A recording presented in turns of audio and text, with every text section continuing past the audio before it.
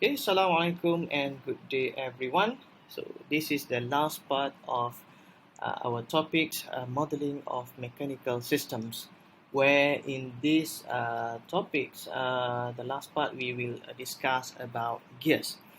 Okay, the linearized interaction between two gears is shown in this figure here.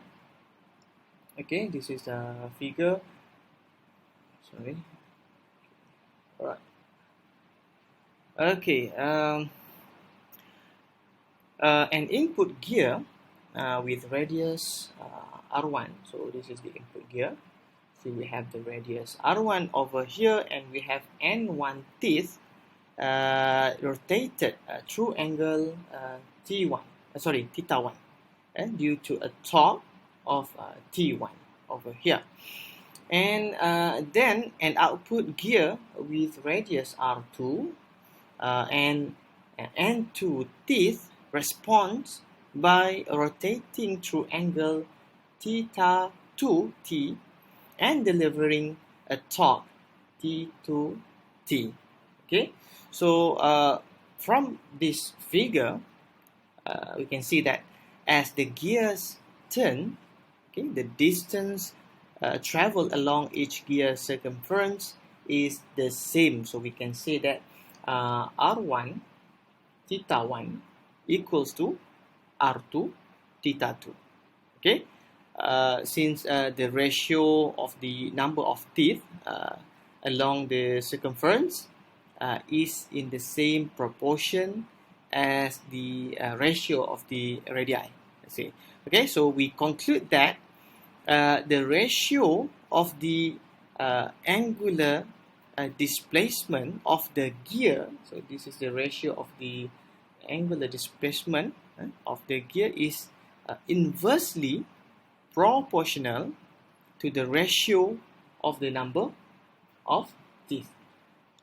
Okay, so now what is the relationship between the input torque T1 and the delivered torque T2?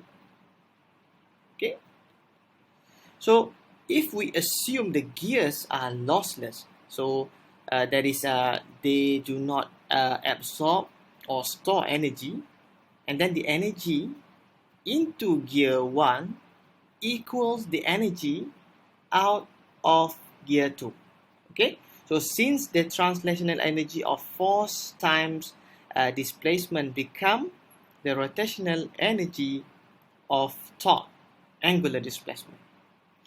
Okay, so we can say that the torque are directly proportional to the ratio of the number of teeth.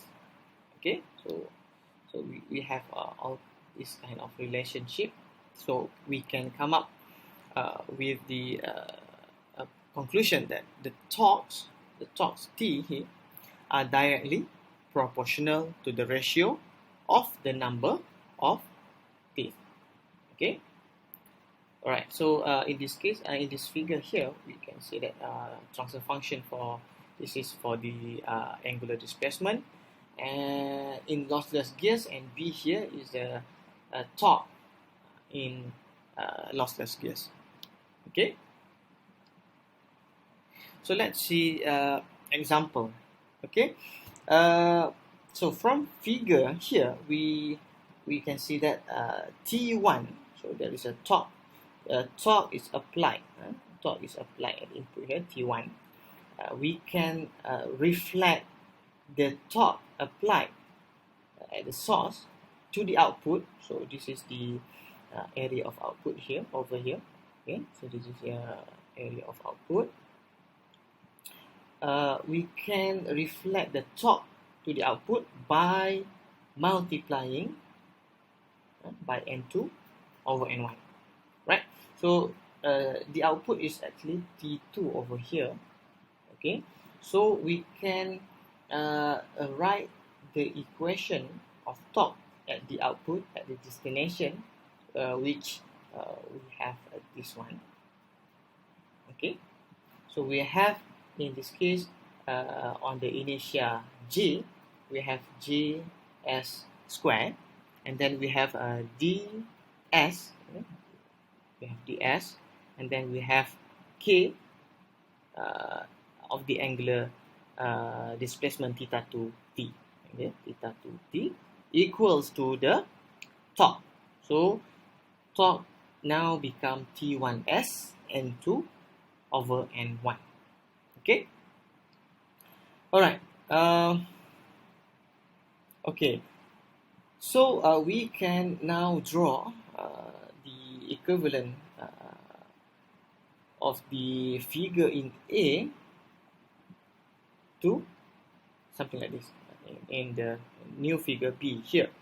Now let's convert theta 2 into the equivalent theta 1s, so that equation 2.136 here we look at as if it were written at the input.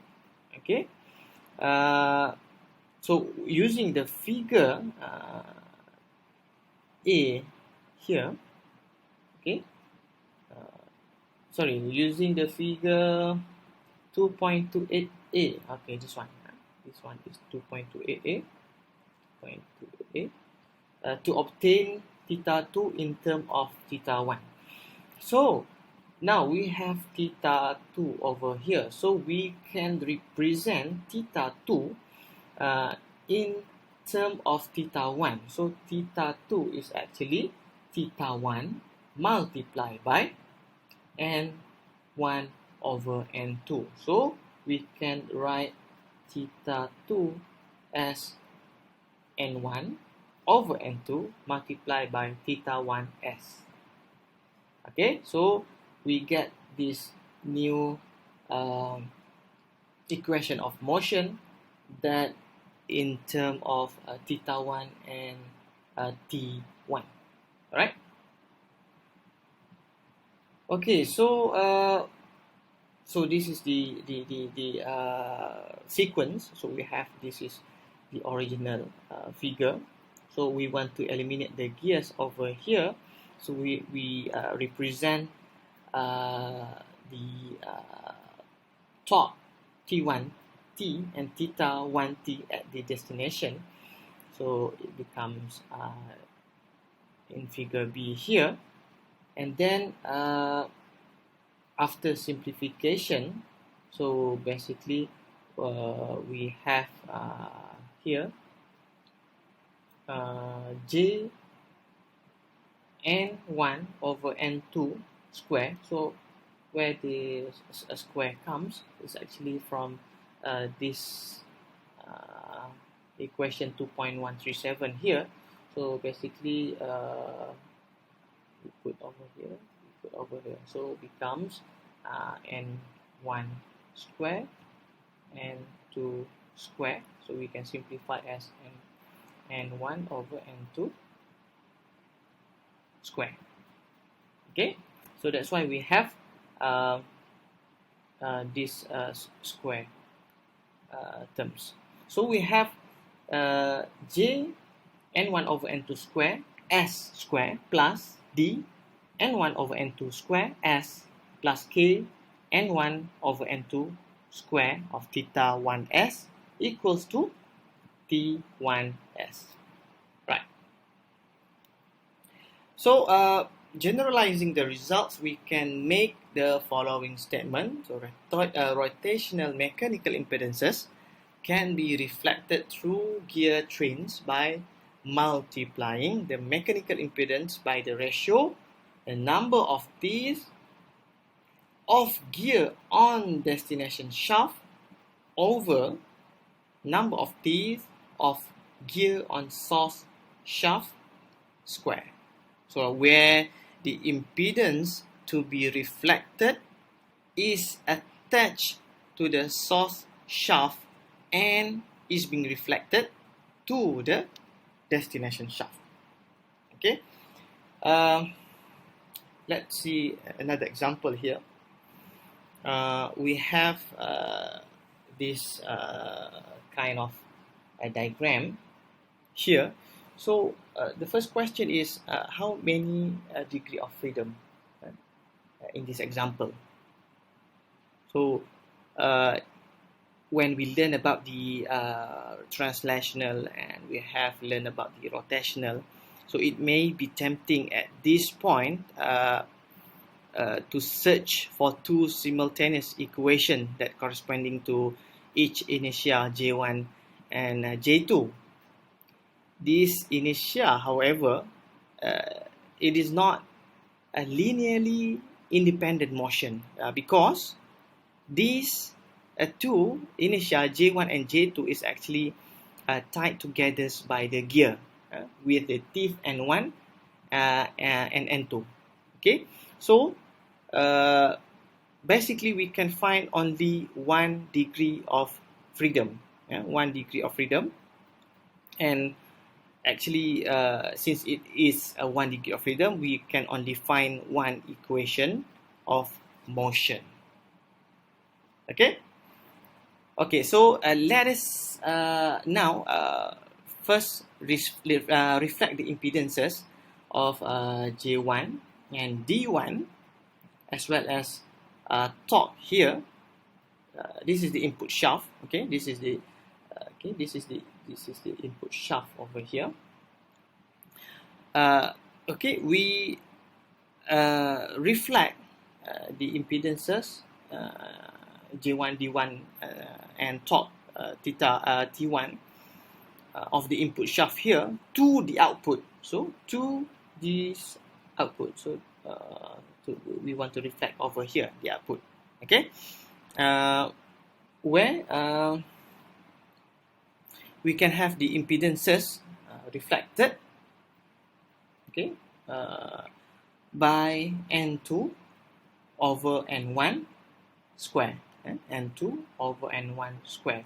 So remember just now the generalization of the statement where the number of teeth of gear on destination shaft, okay, so N2 over number of teeth of gear on source shaft N1, so N2 over N1 square.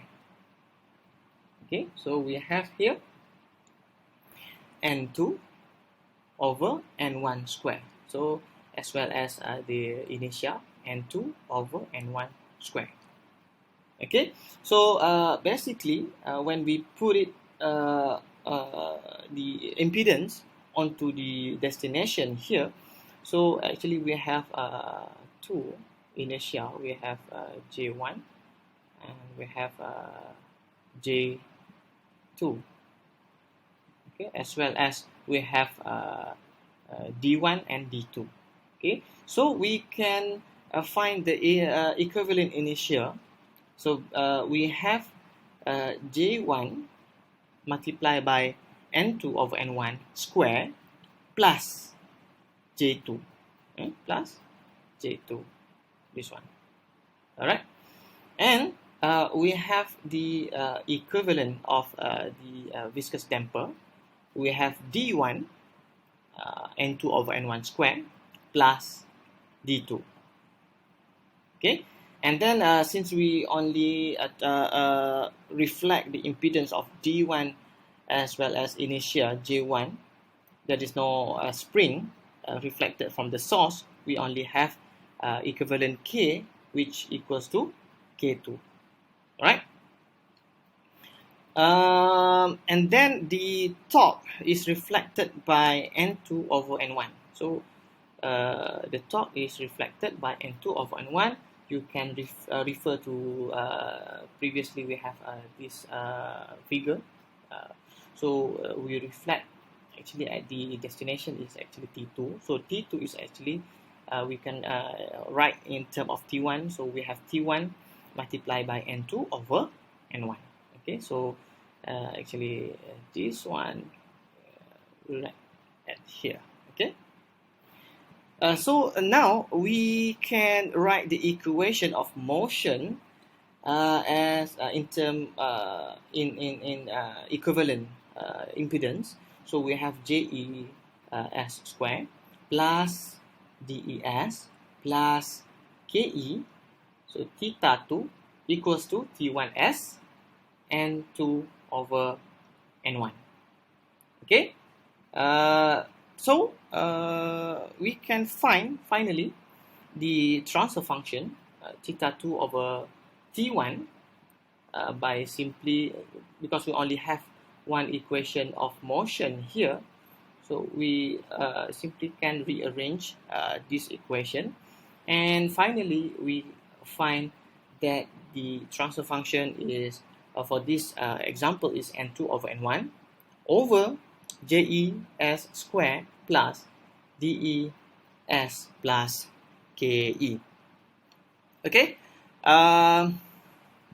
so this is the last slide for this lecture on the gears. So next time, let's do some exercise to strengthen the theory that we have learned previously in this modeling of mechanical systems. So until then, see you in the next lecture. Thank you and bye-bye. Assalamualaikum.